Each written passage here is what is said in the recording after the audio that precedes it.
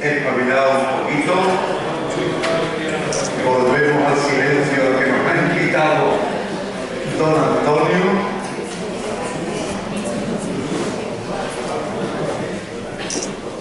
Que parece que cuesta trabajo hacer silencio. Y escuchamos al don Alejandro Pérez Verdugo de la Diócesis de Málaga sobre el sacramento de la reconciliación en el año de la misericordia.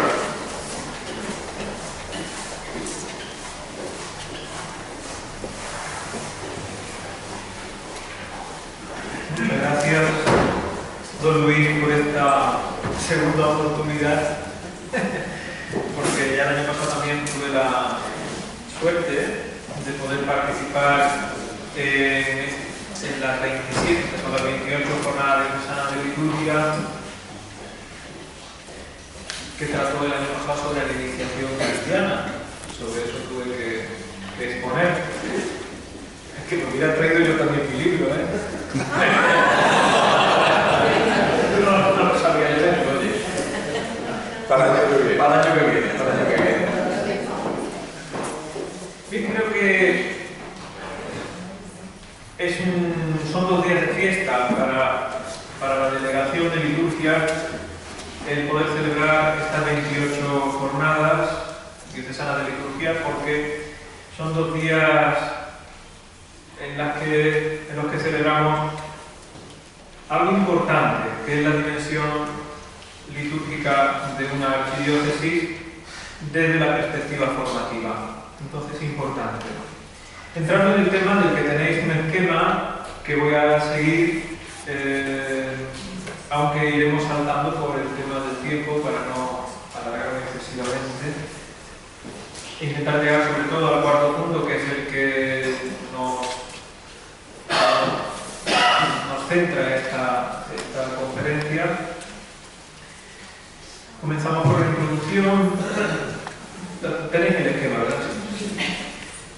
Me conmovió hace un tiempo el testimonio de un sacerdote relatado en la radio por un miembro de Ayuda a la Iglesia Necesitada. En plena guerra, este sacerdote bosnio fue apresado y fue torturado por unos conocidos guerrilleros serbios. Lo sometieron a diversas vejaciones, lanzaron sobre su cuerpo, rompiéndole costillas y dañándole varias vértebras que nunca más volverían a estar en su sitio, etc. Al tiempo de terminar la guerra, estos mismos exsoldados se encontraban con serias dificultades para sacar adelante a sus familias. Y aun a sabiendas de lo sucedido, se atrevieron a ir a la parroquia de aquel sacerdote para intentar que le buscara algún trabajo. Aquel sacerdote bosnio tenía 2 opciones. Una sería la que tiene que ver con pasar de largo, mirar para otro lado o incluso acudir a la justicia y denunciarlo, una opción legítima. Pero se preguntó qué hubiera hecho Jesús y tomó la opción de la misericordia y decidió ayudarles a encontrar trabajo. Cuando Rubnik, este escultor o mosaicista que conocemos todos, en su mosaico de la Capilla Redentoris Mater y en otros lugares reproduce, de hecho el anagrama este año del año de la misericordia es de él, viene por ahí explicado por internet todo el simbolismo que tiene, pero en cualquier caso cuando Rubnik reproduce la escena evangélica del buen samaritano, que no la ha reproducido únicamente este año, no duda en representar a los 2 personajes del episodio del buen samaritano con el mismo rostro, que es el rostro de Cristo. El Vultus Misericordiae es el rostro del samaritano, que a su vez es el rostro de Cristo, que se inclina sobre la humanidad sufriente. Al mismo tiempo, el rostro del hombre humillado es también el rostro de Cristo, débil y pobre hasta llegar incluso a la cruz.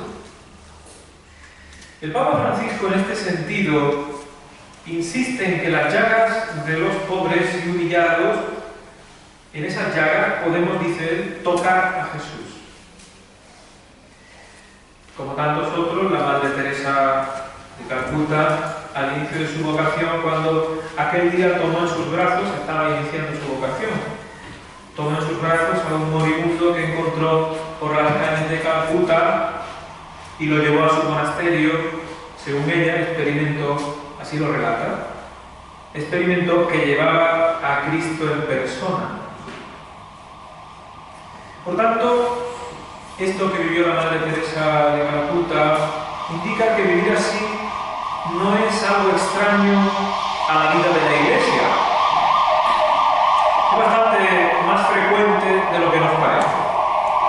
De hecho, ahora que nos encontramos en el 50 aniversario de la clausura del concilio, podemos recordar precisamente al respecto las palabras del Papa Beato Pablo VI. En su discurso de la última sesión pública del concilio, denomina a la Iglesia como la sierva de la humanidad. Y dijo el Papa Pablo VI textualmente que la antigua historia del samaritano ha sido el paradigma de la espiritualidad del concilio.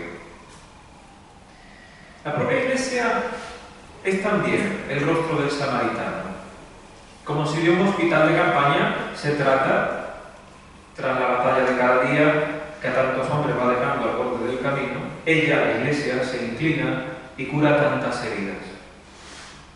En expresión hospital de campaña del Papa Francisco. Pero sin duda, ella misma también es el rostro del hombre humillado, de sus hijos perseguidos y martirizados también cada día, también hoy. Ciertamente aquel sacerdote bosnio experimentó en sus carnes la humillación de Cristo crucificado y al mismo tiempo también representó para aquellos hombres el rostro misericordioso de Cristo samaritano. En esta humanidad al borde del camino, recogiendo esa figura de la parábola del buen samaritano, en esta humanidad tirada por los suelos, con una dignidad cada vez menos estimada, más humillada, donde parece imperar la violencia y la corrupción, e incluso a veces se enaltece al pecador y se esconde la verdad, la Iglesia estará en salida permanente para encontrar a este hombre, echárselo a los hombros, curarlo y devolverle la verdadera vida. En un mundo donde, y así lo dice el Papa Francisco en su Laudato Si, que no sé si es encíclica o carta, sí, en la encíclica Laudato Si, en un mundo donde la gente ya no parece creer en un futuro feliz, lo dice él, la gente no parece creer ya en un futuro feliz, concretamente en el número 113. Por tanto, un mundo herido y a veces enfermo, la Iglesia será samaritana y misionera. Yo ya diría, o no será. La Iglesia afronta los desafíos del mundo actual contemplando este mundo, como no podía ser de otro modo, con la mirada de Jesús. Se trata de una mirada que proviene de su corazón abierto a todos. Pero que para encontrarla la hemos de buscar mirando sus ojos. En los ojos de Jesús, mirando en sus ojos su rostro de misericordia. Jesucristo es el rostro de la misericordia del Padre. El título de la bula del Papa, estamos en el siguiente punto, para convocar un año jubilar extraordinario de la misericordia, es un título cristocéntrico. Jesucristo es el rostro de la misericordia del Padre. El sujeto es el rostro de la misericordia que procede del Padre. Y ese rostro es Jesucristo. Así comienza, y como decía antes don Antonio, así finaliza la bula. Echándole un vistazo al primer número y al último, ¿verdad? Ya nos hemos enterado de todo, puede que el resto también, claro, pero el primero y el último ya dice mucho. En efecto, esta inicial definición del rostro de la misericordia culmina al finalizar la bula, indicando de nuevo que la misericordia procede del corazón de la Trinidad y es el centro de la revelación de Jesucristo. Es decir, toda su persona es revelación de la misericordia de Dios. Jesucristo el Hijo nos revela la misericordia del Padre. Estamos en el siguiente punto. Lo nuevo del mensaje de Jesús respecto del Antiguo Testamento es que Él anuncia la misericordia divina de una forma definitiva y para todos. Jesús quiere presentar el auténtico rostro de su Padre. Para eso se propone realizar, y así es, si miramos los Evangelios, provocativamente unos gestos de misericordia tan patentes como chocantes, que hacen pensar su conducta, por ejemplo, de comer con los pecadores públicos y de tratar con las prostitutas. Esto está animado por esa intención, de mostrar el rostro de la misericordia del Padre. Sus parábolas sobre la misericordia de Dios revelan ese mismo propósito. Pero Jesús no solamente anuncia la misericordia del Padre, ese mensaje hermoso, sino que también lo vive. No solamente lo anuncia, sino que también lo vive y lo realiza. De manera que se hace cargo de los enfermos, de los atormentados, se compadece cuando se encuentra ante el leproso, siente lástima del pueblo, dirá, están como ovejas sin pastor, llora junto a la tumba de su amigo Lázaro.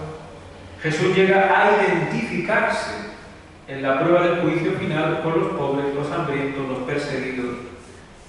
Se identifica: lo que hicisteis con ellos, conmigo lo hicisteis. Se identifica. Y culmina su misericordia con el perdón en la cruz, ese perdón al buen ladrón. Siguiente punto. La misericordia conmueve las entrañas de Jesús. Las parábolas y los gestos de Jesús no son una simple presentación pedagógica y plástica de la misericordia de Dios. Cuando Jesús se relaciona con los desgraciados y con los pecadores, Él siente profundamente la misericordia. Fijémonos bien que en el Evangelio aparece hasta 12 veces una expresión concreta y específicamente reservada para expresar esta misericordia de Jesús por parte, o que la misericordia que proviene de su Padre. Dice, se le conmovieron las entrañas. 12 veces. Se le conmovieron las entrañas. Las entrañas, ya sabemos que en el lenguaje bíblico es el lugar donde se realizan o donde se localizan mejor las emociones más íntimas, más vivas. Es Jesús quien se moviliza en favor de los más desgraciados, y no es una cuestión solamente de su temperamento o de su manera de ser, sino que afecta a lo más profundo de su ser. En su misericordia, Jesucristo es el rostro humano de Dios. Jesucristo es misericordia que perdona y regenera. Esto va muy en conexión con el sacramento del perdón o de la reconciliación sobre el que ahora entraremos, ¿no? Claro, estamos en el último punto del número 2. La mentalidad contemporánea es sensible a la misericordia para con los desvalidos. Pero nos podemos hacer una pregunta: ¿lo es tanto en el ejercicio de la misericordia para con los pecadores? En cuanto nos enteramos de que alguien ha hecho tal o cual cosa, se nos ponen los pelos de punta. Para Jesús, el pecado es una tragedia que degrada al ser humano al separarlo de Dios y despojarlo de su condición de hijo. Y el pecado tiene una repercusión social en toda la comunidad. Jesús se revela ante el pecado y quiere erradicarlo. Ante el pecador, Jesús se inclina, le acoge y lo perdona. Esta es la actitud. Es que somos cristianos. Esta es la actitud. Contra el pecado, pero con el pecador. En nuestra mentalidad actual esto no es fácil, Ya en la vida pública de Jesús encontramos signos de la eficacia de su misericordia, de la misericordia del perdón. Nos hemos encontrado con las tentaciones del desierto hace unos días, y el perdón del Señor expulsa los demonios que fueron tipificados como las mismas tentaciones de Jesús. ¿Cuáles fueron las tentaciones de hace 2 domingos? Placer, dinero y el poder orgulloso.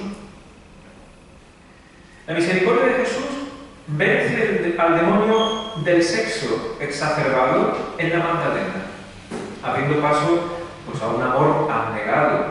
La Magdalena le seguirá hasta el final, incluso a riesgo de su vida, hasta la cruz. El placer. La misericordia de la mirada de Jesús a Zaqueo, lo miró con misericordia, destruye al demonio del apego a la riqueza, el dinero, y lo reemplaza por una actitud acogedora del Maestro que incluso despierta en el publicano una inmensa generosidad. Leamos el texto. Y por último, el demonio del orgullo arrogante. Hemos dicho placer, dinero y poder orgulloso, o el demonio del orgullo arrogante es descabalgado por la mirada misericordiosa del Salvador. ¿A quién? A Pedro. A Pedro. Esa mirada misericordiosa que provoca las lágrimas de Pedro de arrepentimiento y de un humilde deseo de una fidelidad futura en adelante, ya será fiel. La historia del perdón de Jesús tendrá, como hemos dicho antes, su punto culminante en la cruz. Jesucristo es misericordia que perdona y que regenera. ¿Y la Iglesia? Pasando al siguiente punto. La Iglesia es sacramento de la misericordia de Dios. Henri de Libac definía a la Iglesia como un misterio, lo cual equivale a decir que es también un sacramento, un gran sacramento, un sacramento original. En la Iglesia nos presentamos con esta carta de identidad que es la misericordia. Otros organismos se presentan a nuestro mundo con otras cartas de identidad. Tenemos tanto dinero, las empresas se presentan con tantas personas, con tantos empleados, o con tantos tanques, los ejércitos, etc. La carta de identidad con la que se presenta la Iglesia es la misericordia. Ella es dispensadora de misericordia y de reconciliación que necesita también ser siempre objeto de la misericordia de su Señor. Como cuerpo de Cristo ha sido salvada por Jesucristo, pero también en su seno alberga a sí mismo a pecadores.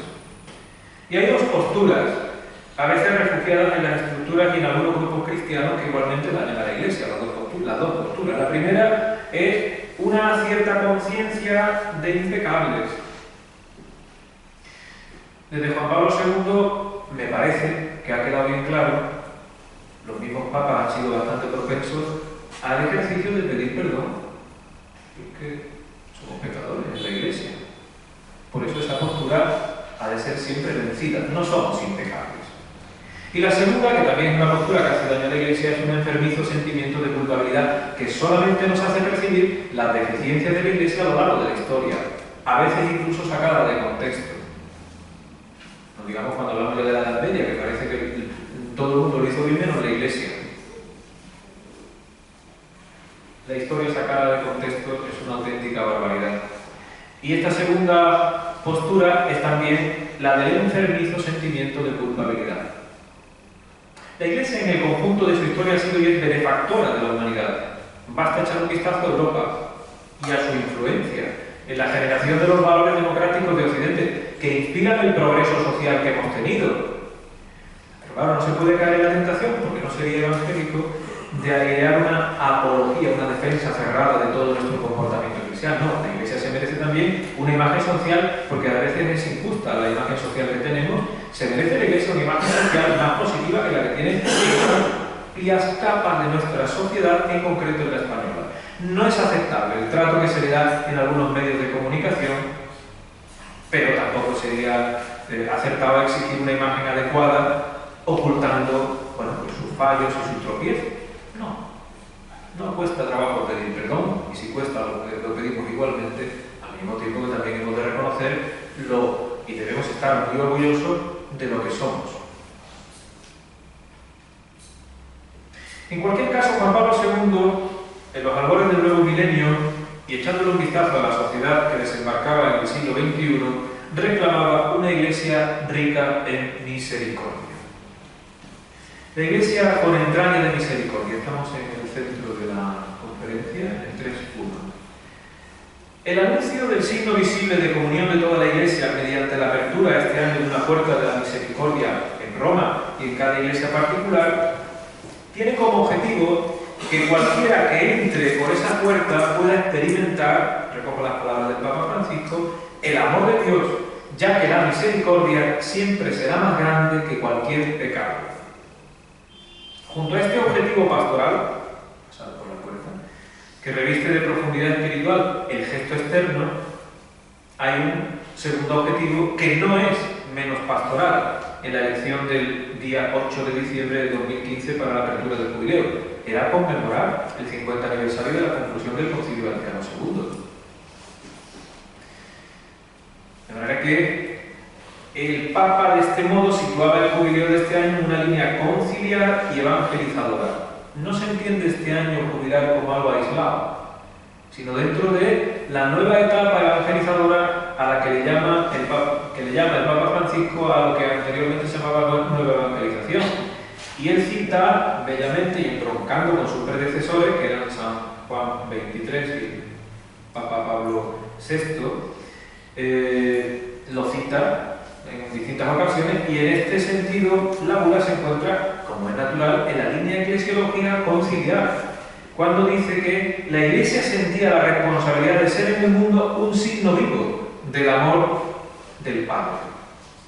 ¿Vale? Es decir, la bula del Papa sitúa este jubileo, por tanto, y a la Iglesia en la misma línea de Iglesia en salida, evangelizadora, misionera y peregrina, propia de su exhortación Evangelii Gaudium, la anterior. Es decir, no es algo extraño lo del año jubilar de la misericordia, como algunos se han atrevido a decir. Es que esto se lo ha ocurrido. No. Está perfectamente en la misma línea de la carta de la exhortación apostólica Evangelii Gaudium, cuando refiriéndose al concilio dice que había llegado el tiempo de anunciar el Evangelio de un modo nuevo, dice el Papa. A lo que el Papa Francisco le llamará, como he dicho, nueva etapa en la evangelización de siempre. De esta experiencia, la Iglesia se convierte en misionera de la misericordia. No me entretengo. La misericordia, insisto, es la credencial de la Iglesia del siglo XXI. De manera que el Dios de misericordia nos pide que ampliemos el eco de su misericordia en el nuevo monte de la cibernética y a la orilla del lago en las redes de Internet. Antes que un deber costoso, la misericordia es una dicha, es una bienaventuranza. La dicha que sentimos al acoger, al ayudar, al servir, al perdonar, es de mucha calidad y supera con frecuencia otras alegrías de la vida. No estamos condenados a tener que practicar la misericordia, estamos llamados a practicar la misericordia. Es decir, estamos capacitados, invitados a dar a nuestros hermanos una segunda oportunidad. Por eso la Iglesia no debe ser nunca una especie de agencia de servicios sociales y de caridad.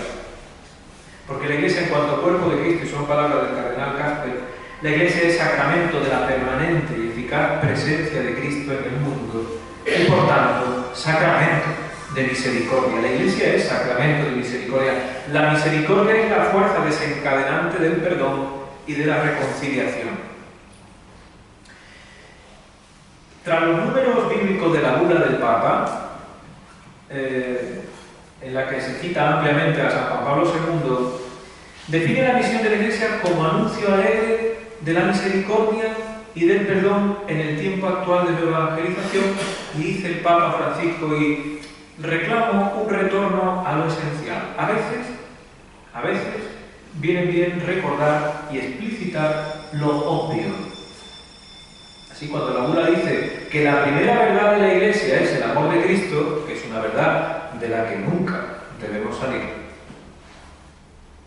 se entiende que entonces el hombre de hoy habrá de encontrar en la Iglesia un oasis de misericordia. Claro, si nuestra primera verdad es el amor de Cristo, en la Iglesia encontraremos, y si no, mal lo estaremos haciendo, un oasis de misericordia. La razón de esto es porque ella misma debe vivir en primera persona esta misericordia. Y por la acción del Espíritu Santo, la Iglesia anuncia explícitamente, celebra sacramentalmente, a lo que nos referiremos ahora, y practica personal y comunitariamente la misericordia de Dios. Anuncia, celebra y practica. No voy a entretener en el anuncio, porque ahora pasaremos a la celebración de los sacramentos. Pero sí quiero pararme un pelín en la práctica de la misericordia. Estamos en el tercer punto, 3.3. Hemos dicho que la Iglesia no solamente debe acoger la misericordia, sino practicarla. La Iglesia está llamada a ser en el mundo el sacramento de la misericordia de Dios. Y el Papa nos habla de una Iglesia en salida. Claro, dos son las grandes áreas en las que la Iglesia practica la misericordia: la presencia afectiva y efectiva junto a los necesitados y la acogida a los pecadores. La cercanía a los necesitados. La cercanía a los necesitados tiene un sólido cimiento, tiene un argumento inconmovible. Cuando lo hicisteis con uno de estos mis hermanos más pequeños, conmigo lo hicisteis. Ese es el argumento de la cercanía a los necesitados. Cuando dejasteis de hacerlo con uno de estos pequeños, también conmigo dejasteis de hacerlo, dice Jesús. Por tanto, la misericordia cristiana es activa. El buen samaritano no se puso a hacer un análisis de la realidad cuando se encontró a aquel hombre tirado al borde del camino, un análisis de la situación, a ver qué hacemos con este, a ver qué se hubiera hecho con la situación, ni tampoco se puso a lamentarse: ¡ay, pobrecillo, cómo está este hombre aquí tirado! No, el buen samaritano se puso, lo ayudó, lo cargó consigo mismo, lo probó, etc. Es verdad que muchos hombres y analistas, que están fuera de todo perjuicio contra la Iglesia, reconocen que la Iglesia realiza un esfuerzo notable en la asistencia a los más necesitados. Y podemos decir que afirman incluso que la Iglesia en nuestra sociedad es la institución más cercana a los marginados y a los problemas, a sus problemas humanos y sociales. Esto nos debe alegrar. Claro que sí, que nos alegramos por ello. Pero también hay que decir que no es difícil encontrar en nuestras comunidades personas y grupos poco sensibles a la miseria injusta, por ejemplo, del tercer mundo, o a bolsas de marginación cercanas, o a la plaga social del paro, etc.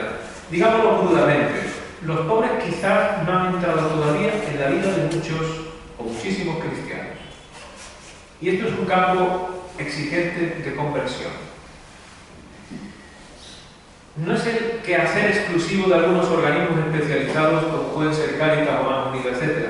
De tal manera que yo pienso muchas veces, no sé si estaréis de acuerdo conmigo, pero yo lo pienso y lo digo, quizá con tanta institucionalización de la caridad, y yo digo que es necesaria, considero que esto es necesaria, quizás se nos ha perdido el rostro del pobre, porque claro, al final del mes o durante el mes colaboramos económicamente con Cáritas y echamos una mano, y ya es mucho, pero claro, es algo muy importante en la vida del cristiano tener el rostro, ponerle el rostro a la persona que está necesitada. No basta. A veces no se puede hacer otra cosa, de acuerdo, pero nuestra colaboración sí, sabemos que evidentemente llega íntegramente a los más necesitados, pero a veces al cristiano de a pie de hoy le falta ponerle el rostro a ese pobre al que le estoy ayudando. Y esto es esencial en la vida cristiana. Por otro lado, signo de la práctica de la misericordia es la acogida a los pecadores. Dicen de nuestra sociedad que es excesivamente complaciente con el pecado y excesivamente intransigente con los culpables, lo hemos dicho antes. Pues la Iglesia no puede ser complaciente con el pecado, pero tampoco intransigente con los pecadores. Ninguna de las dos posturas son válidas para la Iglesia. La Iglesia tiene que ser firme y neta ante el pecado propio y ajeno. Claro. De hecho, en una sociedad que envuelve en expresiones eufemísticas tantos y tan graves pecados personales y sociales, y llama al aborto interrupción del embarazo, ¿no? Bueno, y al enriquecimiento injusto le llama habilidad de los negocios, y a la ambición política le llama dignidad profesional, y al consumismo calidad de vida, y al individualismo actitud pragmática, y a la desvergüenza sexual superación de tabúes, y a la calumnia pública derecho a la información y agilidad periodística. ¿No te cuenta? Pues en una sociedad así sería vergonzoso que la Iglesia enmascarara los pecados o adoptara ante ellos un silencio acomplejado. La Iglesia tiene que ser firme ante el pecado propio y ante el ajeno. Pero la Iglesia está llamada a la misericordia con los pecadores. Y ciertamente no se puede admitir a los sacramentos a quienes no están dispuestos a rectificar su conducta. Entre ellos el de la penitencia. Pero, como Madre misericordiosa de sus hijos, debe entender con la mente y el corazón las circunstancias que impiden a muchas personas a una total integración en la vida comunidad eclesial. El Papa Benedicto XVI decía que hemos de practicar la misericordia con los pecadores y la Iglesia imitará al buen pastor, que tanto arriesgó. Claro, el buen pastor se arriesgó por la última de sus ovejas. tendrá que arriesgarse. El perdón otorgado a los demás siempre será un buen título para pedir perdón a Dios. De manera que cuando decimos, claro, como también nosotros perdonamos a los que nos ofenden, desde luego nunca un adverbio tuvo tanta importancia, el como también. Ese como también, bueno. Pablo presenta el perdón entre nosotros no como una condición o como una disposición previa, sino como una consecuencia del perdón divino. Dice, el Señor os ha perdonado, haced vosotros lo mismo. Por tanto, no es una consecuencia del perdón de Dios, haced vosotros lo mismo. Por eso lo otro, como también nosotros perdonamos a los que nos ofenden, pues tiene tarea, pero lo rezamos todos los días. Por eso soñemos con una iglesia más cercana. Ese hogar de puertas abiertas que decía esa fuente de la aldea, que decía el Papa Juan XXIII. Una de las invitaciones clave de la bula será una cuaresma en la que estamos vivida con una mayor intensidad. Y hay dos invitaciones, la de la cuaresma y la iniciativa de las 24 horas para el Señor durante el viernes y el sábado que anteceden al cuarto domingo de cuaresma en la bula. Estas dos últimas invitaciones de la bula están relacionadas entre sí y desembocan en una octava llamada que es el sacramento de la reconciliación, que es el punto 4.1. El sacramento de la reconciliación. Y es una doble llamada, a los penitentes y a los confesores. Pero la bula se detiene especialmente en subrayar el papel del confesor como signo de la misericordia del Padre. El icono que mejor muestra el rostro del confesor es el padre de la parábola del hijo pródigo, que todos la tenemos en la mente, no me voy a detener a explicarla. Un padre que muestra también el rostro de una iglesia en salida para acoger a ambos hijos. No solo al que vino, sino al que estaba también. Y en este sentido, y en la anterior línea de la salvación, el confesor prolonga en el tiempo actual la misión de Jesús y reproduce en continuidad sacramental su amor divino que perdone, que salva.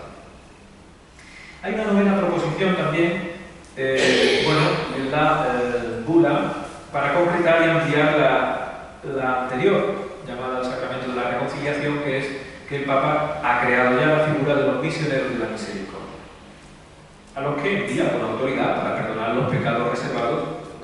Yo soy uno de ellos, sí. ¿Tú no lo sabías de eso? Bueno, pues nos ha enviado, ya te lo digo, lo hago yo también, nos ha enviado con autoridad para perdonar los pecados reservados, incluso a la Santa Sede, ¿no?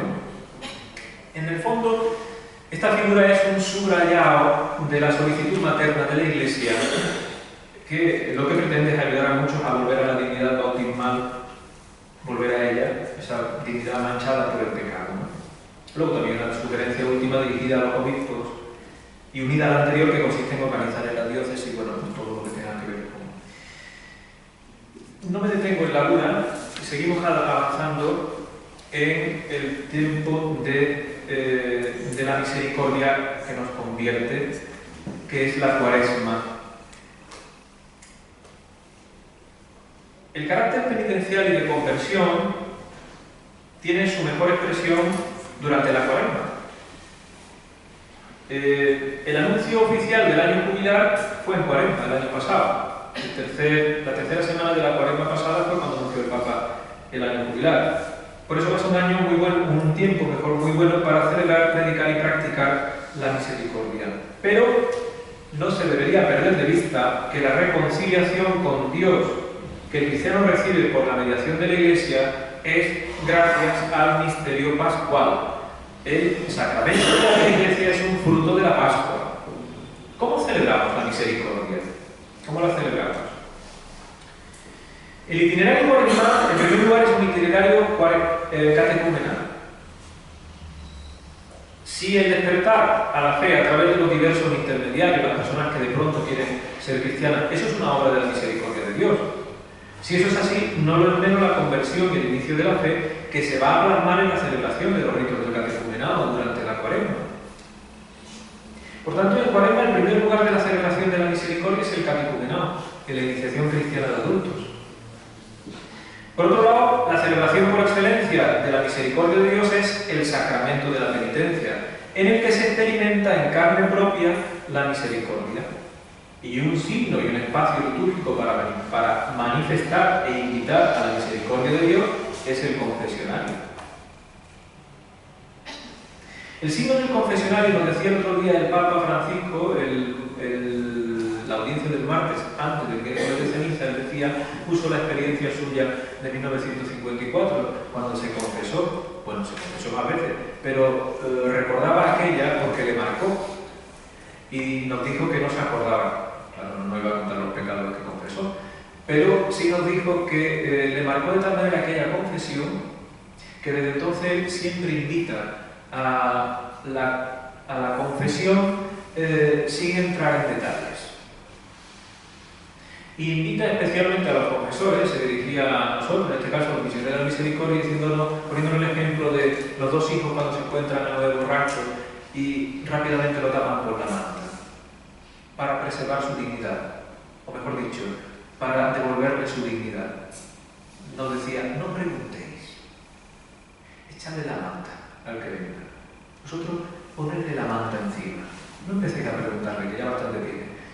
Echadle la manta encima. Me parece muy gráfico. Y por otra parte muy bíblico.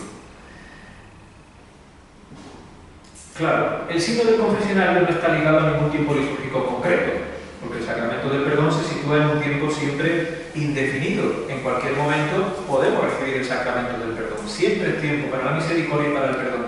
Dado que Dios perdona todo, y Dios perdona siempre. Pero la Cuaresma es un tiempo propicio para practicar penitencial y gozosamente las obras corporales y espirituales de misericordia. Y una de las espirituales, que quizás sea la que más nos cuesta, suele ser perdonar las ofensas. Pues esa es una obra de misericordia espiritual. Claro que nos cuesta a todos. En este sacramento de la reconciliación, el cristiano recibe el perdón de Dios, que siempre es un perdón de ida y vuelta. Es decir, nosotros rezamos, perdona nuestras ofensas, como también nosotros perdonamos a los que nos ofenden.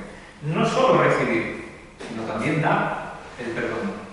Y en este mundo dividido por las discordias y enemistades, como dice el prefacio de la plegaria eucarística segunda de la reconciliación, ¿cómo empezamos a perdonar sino reconociendo con la fórmula de la absolución que Dios es Padre misericordioso que ha reconciliado consigo al mundo?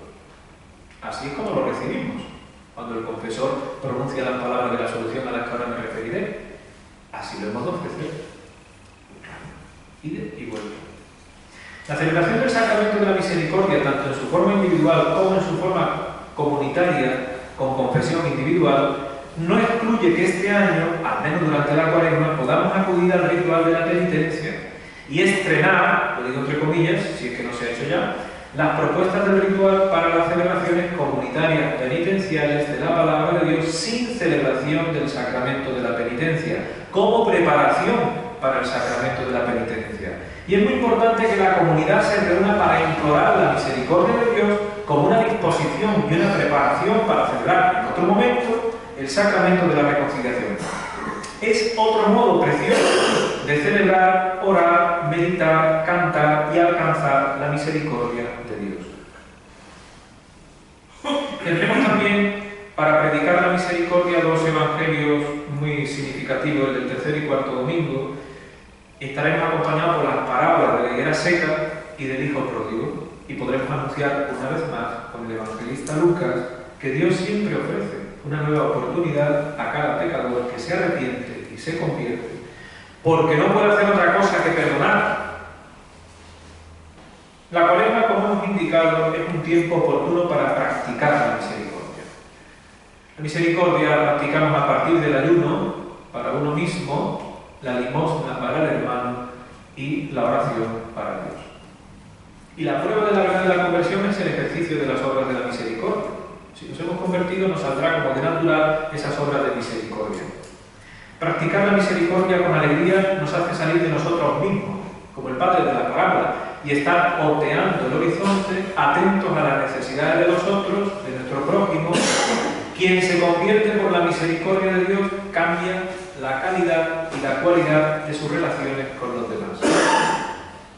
Por eso, las obras de misericordia corporales y espirituales son un permanente desafío testimonial ante el narcisismo y el individualismo de nuestro mundo del bienestar.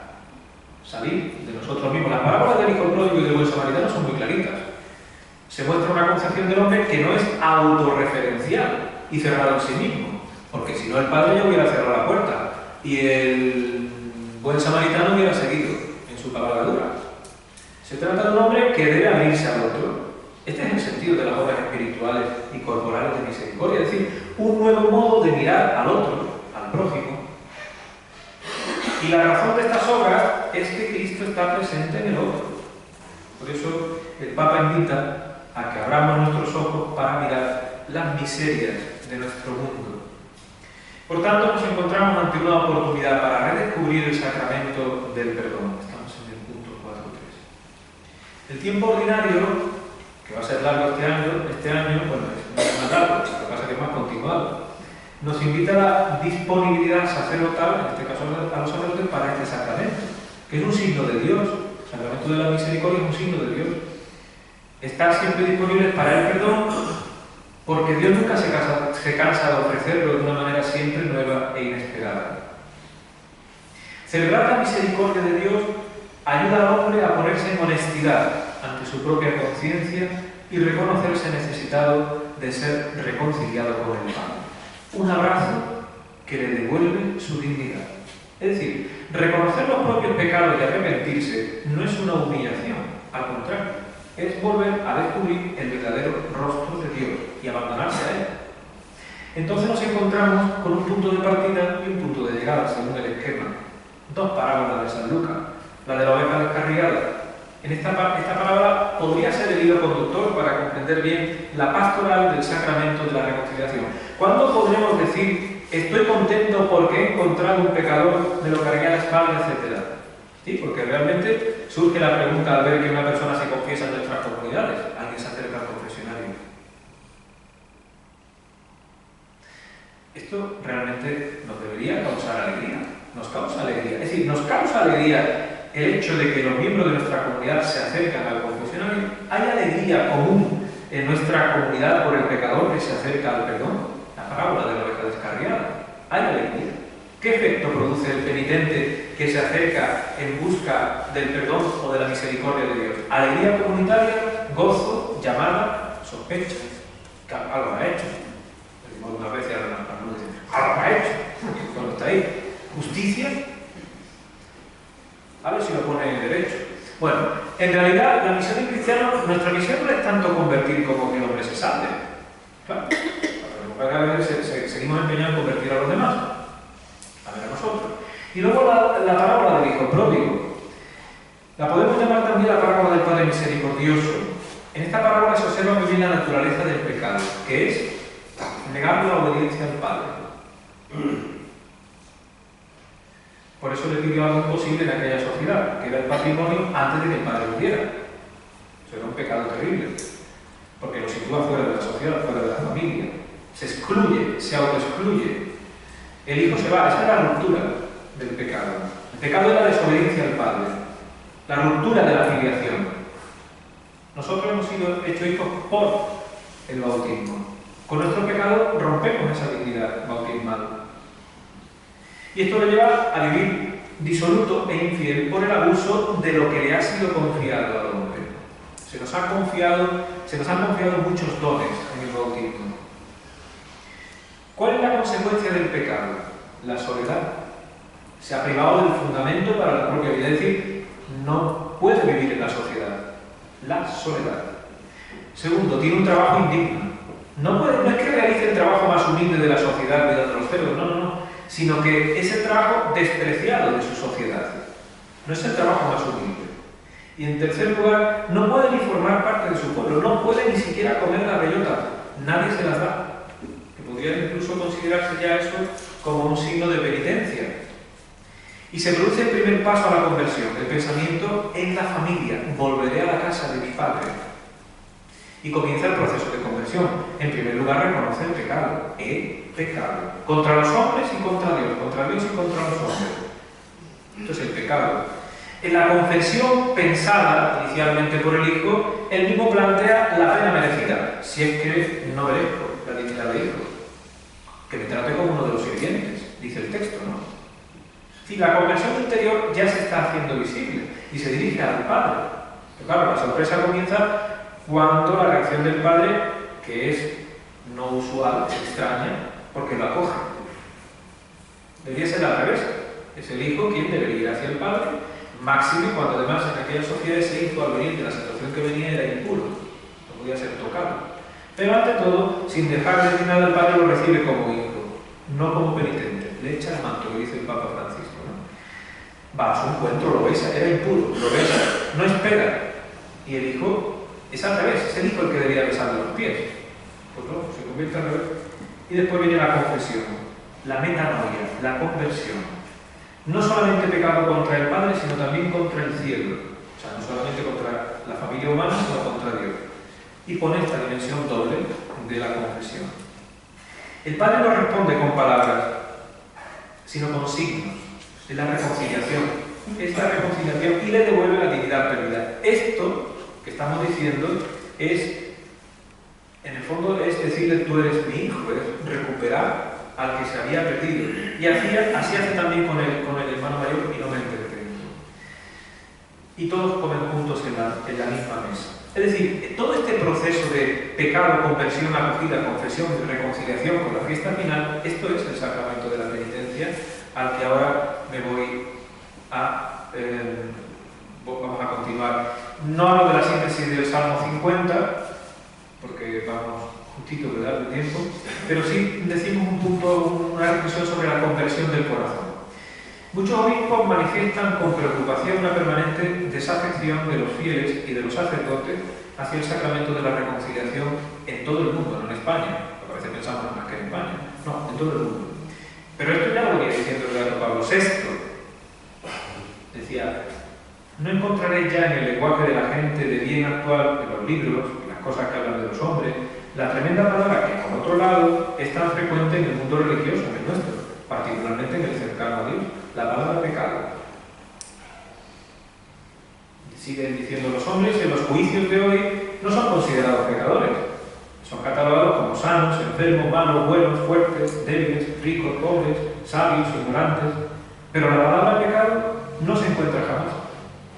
Y no retorna porque, distanciado el intelecto humano de la sabiduría divina, se ha perdido el concepto de pecado. Desde que lo dijo el Papa Pablo VI al día, y no va la cosa mucho mejor.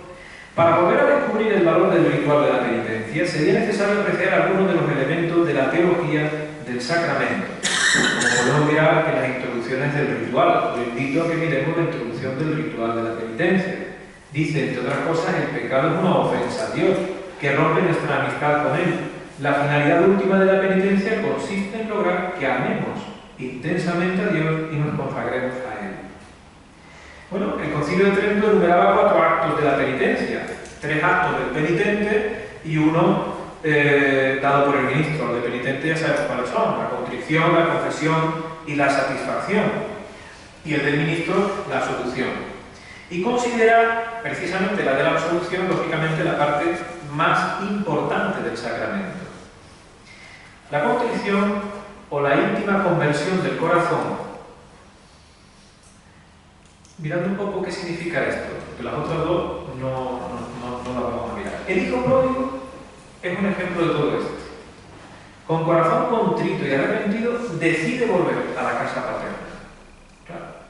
En ausencia de la conversión, si no hay conversión, disminuye para el penitente los frutos del sacramento. Porque claro, de la contrición del corazón depende la verdad de la penitencia. Si no me arrepiento, ¿para qué voy? Y si voy, ¿a qué me sirve? Los frutos del sacramento pues quedan escuálidos. Es decir, la conversión debe penetrar en lo más íntimo del hombre.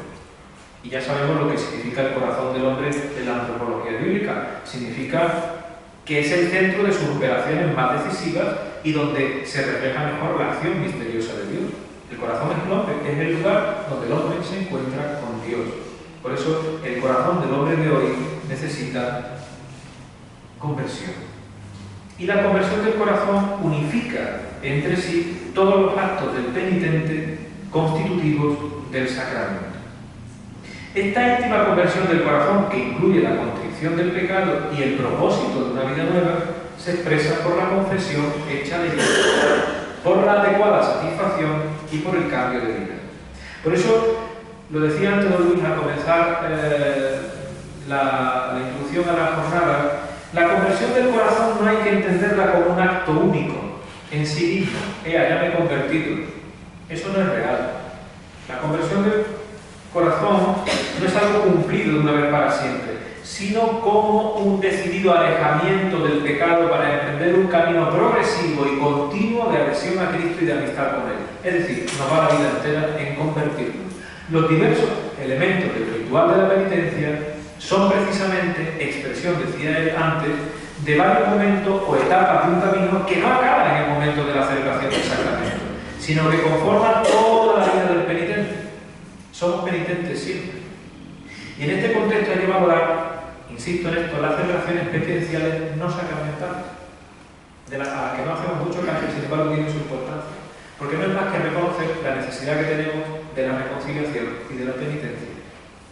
Y por último, termino, una mirada al ritual de la penitencia, la fórmula de la absolución.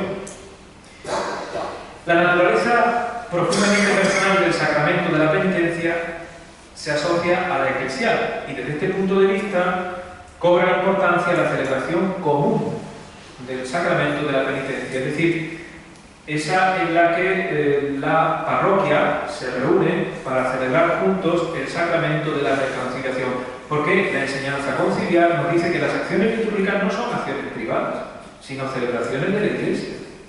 En cualquier caso, aunque estemos el confesor y el penitente, es de toda la Iglesia. Pero claro, significativamente parece más adecuado cuando estamos la comunidad presente, ¿no?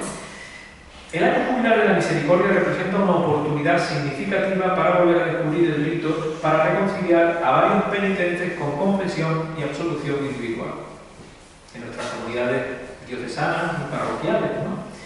Yo solamente destacaría dos aspectos de estas celebraciones. Primero, el que me parece más importante, la escucha de la palabra de Dios, el anuncio evangélico de la misericordia y la llamada a la conversión resuenan en la asamblea. Juntos examinamos nuestra vida. Juntos nos ayudamos mutuamente porque rezamos unos por otros en la celebración.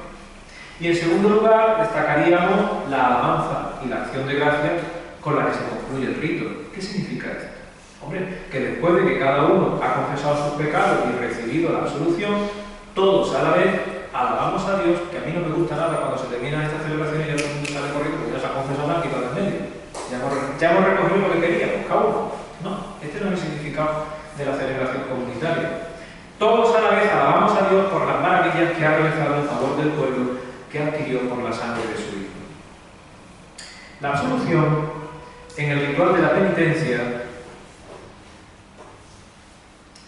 tanto la oración del penitente y la absolución del sacerdote están en el ritual bajo un mismo título. Y es importante cachar el sentido profundo de estos dos momentos, ¿no?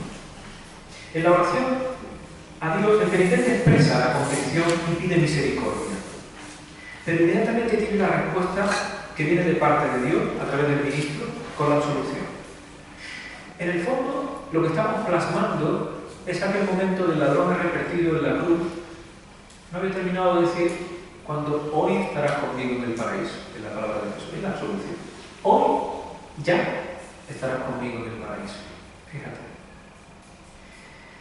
La atmósfera litúrgica se identifica, se intensifica en ese momento. El sacerdote extiende las manos sobre la cabeza del penitente y comienza a pronunciar las palabras de la absolución. Este gesto debe ser realizado con atención y con intensidad, más que cualquier otro gesto similar de una acción litúrgica. Es decir, o por lo menos con la misma intensidad de otro gesto similar de una acción litúrgica. El penitente debe ser capaz de percibir a través de ese cambio de postura corporal y del gesto del sacerdote que se va a realizar un acto sacramental solemne. Las manos extendidas indican la misericordia de Dios invisible, pero intensamente poderosa y presente, que te va a perdonar tu pecado o tus pecados y va a irrumpir sobre el penitente arrepentido. Por eso las palabras pronunciadas por el sacerdote para la absolución merecen una justa atención. Y aunque son breves, tienen un gran valor teológico y expresan el significado central de este sacramento. Hay una estructura trinitaria preciosa, Dios Padre misericordioso, que ya se está expresando lo que se ha realizado, que reconcilió consigo al mundo, lo que ya hizo en su Hijo Jesucristo, por la muerte y la resurrección de su Hijo. Bien, esa estructura trinitaria que se pone inmediatamente en acción al final por la efusión del Espíritu Santo para el perdón de los pecados, se actualiza en ese momento. Es decir, esa anámnesis, ese recuerdo, esa actualización de lo que ya Dios ha alcanzado para todos los hombres se está haciendo presente en ti cuando te estás confesando. Por eso, la primera parte de la fórmula, que es anamnética, es decir, recuerda litúrgicamente como un solemne acto de Dios que viene a ti, pero que ya se ha realizado para siempre, que es el perdón, la reconciliación de todos los hombres. Bien, y luego la fórmula continúa en el tiempo presente, de manera que el sacerdote se dirige directamente al penitente: y yo te absuelvo de tus pecados en el nombre del Padre, y del Hijo y del Espíritu Santo. Indica que aquel gran acontecimiento que ya ha realizado Dios mediante el misterio pascual se derrama sobre este penitente concreto. Bien. Por eso la fórmula explícita que cuanto está realizando Dios adquiere una fuerte dimensión eclesial. Es decir, ya la reconciliación que nos viene por el ministerio de la Iglesia ha llegado a ti. Por eso, aparte de que es la parte esencial, esta última, ¿no? Toda la fórmula de la absolución tiene una importancia capital en el sacramento. Porque esa palabra "yo te absuelvo" es en la que el sacerdote manifiesta que está actuando en la persona de Cristo. Por eso, a través de los gestos y las palabras del sacerdote, en virtud del poder dado por Cristo a la Iglesia para perdonar los pecados, el pecador es devuelto a la inocencia original del bautismo, que de esto se trata. Termino. Y un encuentro como este, con el perdón, un encuentro como este con el sacramento de la misericordia es la esencia del jubileo de la misericordia. Un jubileo para los pecadores arrepentidos y un jubileo para Cristo mismo.